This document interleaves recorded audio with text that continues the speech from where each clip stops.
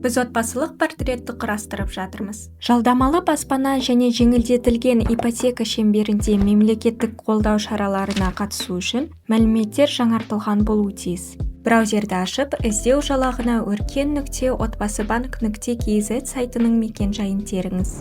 Сізді тұрғын жайға мұқтаждар есебіне қою басты бетіне бағыттайды. Жеке кабинетке кіру үшін сайтының басты бетінің жоғарғы оң жақ бұрышындағы кіру түймесін басыңыз. Сіз авторизация бетіне өтесіз.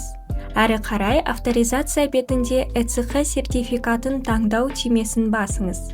Содан кейін аутентификация терезесі ашылады. Бұл терезеде сізден кілт қоймасының құпия сөзі сұралады. Құпия сөзді теріп, открыть түймесін басыңыз. Жеке кабинетке кіргеннен кейін деректерді жинау және өңдеуге келісім атты қалқымалы терезе пайда болады. Қалқымалы терезеде деректерді пайдалану мақсаттары туралы ақпарат көрсетіледі. Ақпаратпен танысқан соң міндетті түрде «Я мен өтінішпен таныстым» деген құсбелгіні қойыңыз. Осыдан кейін ЭЦХ мен қол қою түймесі белсендіріледі. Әрі қарай келісімді ЭЦХ мен қол қою түймесін басып растайсыз. Құттықтаймыз! Сіз деректерді жинауға және өңдеуге келісім бердіңіз.